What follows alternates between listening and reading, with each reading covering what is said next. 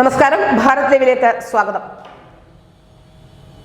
കഴിഞ്ഞ ദിവസമാണ് ജന്മഭൂമി ദിനപത്രത്തിന്റെ ജനറൽ മാനേജർ കെ.ബി. ശ്രീകുമാർ എനിക്കെതിരെ ഒരു കേസ് ആലുവ ജുഡീഷ്യൽ മജിസ്ട്രേറ്റ് കോടതിയിൽ നൽകിയിട്ടുള്ളതായി എനിക്ക് മനസ്സിലായത്.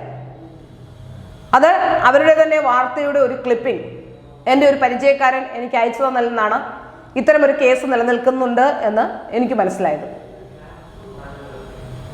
ജന്മഭൂമിയുടെ ഓൺലൈൻ വിൽക്കാൻ പോകുന്നു എന്നതുമായി ബന്ധപ്പെട്ട് ചില വാർത്തകൾ എൻ്റെ സ്ഥാപനത്തിലെ എൻ്റെ റിപ്പോർട്ടർക്ക് ലഭ്യമായിരുന്നു. അദ്ദേഹത്തിന് കിട്ടിയ സോഴ്സിൻ്റെ അടിസ്ഥാനത്തിൽ അദ്ദേഹം ചെയ്ത ഒരു വാർത്തയായിരുന്നു അത്. ആ വാർത്തയുമായി ബന്ധപ്പെട്ട് വാർത്ത ചെയ്ത് 2 ദിവസത്തിനകം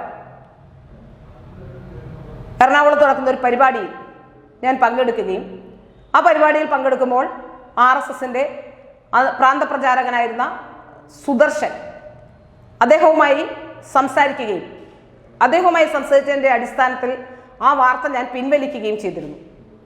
ആ വാർത്ത പിൻവലിച്ച ശേഷം അദ്ദേഹം പറഞ്ഞതുകൊണ്ട് ആ വാർത്തയിലെ ചില കാര്യങ്ങൾ എനിക്ക് ബോധ്യപ്പെടുകയും ആ വാർത്തയിൽ ചില പ്രശ്നങ്ങൾ ഉണ്ടായിട്ടുണ്ട് എന്ന് മനസ്സിലാവുകയും ചെയ്തു. അന്ന് ചെയ്ത വാർത്ത അത് ജന്മഭൂമിയുടെ മുഖപത്രമാണ്, അല്ലെങ്കിൽ RSSന്റെ മുഖപത്രമാണ് ജന്മഭൂമി.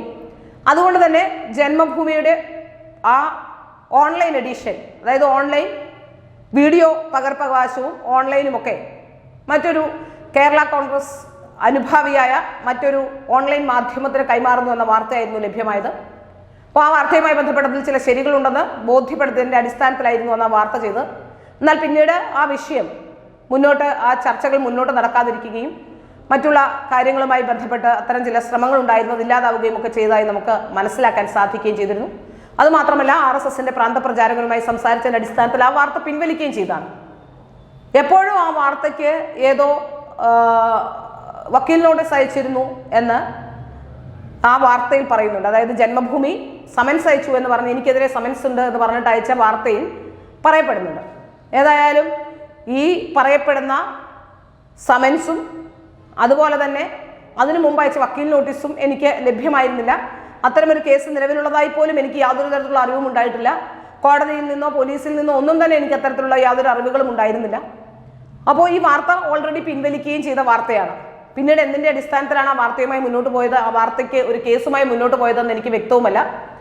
RSSന്റെ മുഖപത്രം എന്ന രീതിയിൽ ആ വിഷയത്തിൽ ഏറ്റവും കൂടുതൽ സംസാരിക്കാൻ, ആ വിഷയവുമായി ബന്ധപ്പെട്ട് ഏറ്റവും അധികം സംസാരിക്കാൻ, ഏറ്റവും അവസാനത്തെ വാക്കെന്ന രീതിയിൽ തന്നെയാണ് സുദർശൻജി എന്നോട് സംസാരിച്ചപ്പോൾ, RSSന്റെ പ്രാന്തപ്രചാരകനായിരുന്ന സുദർശൻജി എന്നോട് സംസാരിച്ചപ്പോൾ ഞാൻ ആ വിഷയത്തെ പരിഗണിക്കുകയും ആ വാർത്ത റിമൂവ് ചെയ്യുകയും ചെയ്തിട്ടുണ്ട്.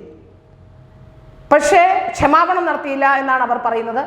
ഏതായാലും ഈ വാർത്ത അതിൽ നിന്ന് റിമൂവ് ചെയ്യുക എന്ന് പറയുമ്പോൾ തന്നെ നമുക്ക് മനസ്സിലാക്കാൻ സാധിക്കും വാർത്ത ഇപ്പോൾ ഇല്ല. പിന്നീട് എപ്പോഴാണ് എനിക്ക് വക്കീൽ നോട്ടീസ് വന്നതെന്നോ, എനിക്കൊരു വക്കീൽ നോട്ടീസ് ലഭ്യമായിട്ടില്ല. ഞാനിവിടെയല്ല, ഞാൻ ഡൽഹിയിലാണുള്ളത്. അപ്പോൾ അതുകൊണ്ട് തന്നെ ചിലപ്പോൾ ഒരുപക്ഷെ വന്നിട്ട് മടങ്ങിപ്പോയോന്ന് എനിക്ക് അറിയില്ല. ഏതായാലും എനിക്ക് വക്കീൽ നോട്ടീസ് ലഭ്യമായിട്ടില്ല. ഇപ്പോൾ പറയപ്പെടുന്ന സമൻസും എനിക്ക് ലഭ്യമായിട്ടില്ല. പത്രവാർത്തയുടെ അടിസ്ഥാനത്തിൽ ഞാൻ വിവരങ്ങൾ മനസ്സിലാക്കി. അതുകൊണ്ട് ഏതായാലും ഞാൻ ഇതുമായി ബന്ധപ്പെട്ട് കോടതിയിൽ പോകാൻ തന്നെയാണ് എൻ്റെ തീരുമാനം. ഏതായാലും ഇത്തരത്തിലൊരു വാർത്ത ചിലരെയൊക്കെ ഹേർട്ട് ചെയ്തു. അവിടുത്തെ 3 പേർക്കെതിരെയാണ് ആരോപണം ഉന്നയിച്ചത്, ഹേർട്ട് ചെയ്യുന്നു എന്നൊക്കെ പറയപ്പെടുന്നു. വാർത്ത എന്താണ്, അല്ലെങ്കിൽ വാർത്ത അത്തരത്തിൽ ആ സമയത്ത് ഞാൻ ആ വാർത്തയെക്കുറിച്ച് കൂടുതൽ ഓർത്തിരിക്കുന്നുമില്ല.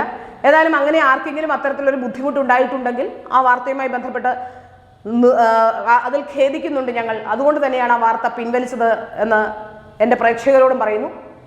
ജീവിതത്തിൽ ഇന്ന് വരെ എൻ്റെ സ്ഥാപനം കൊടുത്ത ഒരു വാർത്തയും, ആ സ്ഥാപനവുമായി എൻ്റെ സ്ഥാപനം നൽകിയിട്ടുള്ള ഒരു വാർത്തയിലും എനിക്ക് അത്തരത്തിലുള്ള ഒരു നിയമ നടപടിയും നേരിടേണ്ടി വന്നിട്ടില്ല. ആദ്യമായാണ് ഇത്തരത്തിലുള്ള ഒരു നിയമ നടപടി നേരിടേണ്ടി വരുന്നത് തന്നെ. എൻ്റെ സ്ഥാപനത്തിൻ്റെ ഏറ്റവും വലിയ ഗുണമെന്ന് പറയുന്നത് വിശ്വാസ്യത തന്നെയാണ്. ഞാൻ ചെയ്ത ഒരു വാർത്തയും ഇന്ന് വരെ അത്തരത്തിലുള്ള വിശ്വാസ്യതയെ ഖണ്ഡിക്കുന്നതോ ഭേദിക്കുന്നതോ ആയ ഒന്നും തന്നെയില്ല. ഇവിടെ എനിക്ക് തെറ്റുപറ്റി എന്നതിൻ്റെ അടിസ്ഥാനത്തിൽ, അല്ലെങ്കിൽ അത് ബോധ്യമായതിൻ്റെ അടിസ്ഥാനത്തിലാണ് ആ വാർത്ത പിൻവലിക്കപ്പെട്ടതും. ഏതായാലും ആ വിഷയത്തിൽ ഏതെങ്കിലും തരത്തിലുള്ള മാനസിക പ്രയാസം ആർക്കെങ്കിലും ഉണ്ടായിട്ടുണ്ടെങ്കിൽ ആ വിഷയത്തിൽ ഞങ്ങളുടെ സ്ഥാപനം, ആ സ്ഥാപനത്തിൻ്റെ മാനേജിംഗ് ഡയറക്ടർ എന്ന രീതിയിൽ ഞാനും എൻ്റെ റിപ്പോർട്ടർക്ക് വേണ്ടി മാപ്പ് ചോദിക്കുകയാണ്. ഏതെങ്കിലും തരത്തിലുള്ള ബുദ്ധിമുട്ടുണ്ടായിട്ടുണ്ടെങ്കിൽ അതിൽ ഖേദിക്കുന്നു, അതിൽ മാപ്പ് ചോദിക്കുന്നു. ഒരു സംഘടനയോട്, പ്രത്യേകിച്ച് എനിക്കു കൂടി മാനസികമായ അടുപ്പമുള്ള, ഞാൻ ഒരു കാലത്ത് അതിൻ്റെ ഭാഗമായിരുന്ന, അല്ലെങ്കിൽ ഇന്നും അതിൻ്റെ ഭാഗമാകുന്ന ഒരു സംഘടനയോട് മാപ്പ് ചോദിക്കുന്നതിൽ എനിക്ക് യാതൊരു തരത്തിലുള്ള ബുദ്ധിമുട്ടും ആ വിഷയത്തിലില്ല.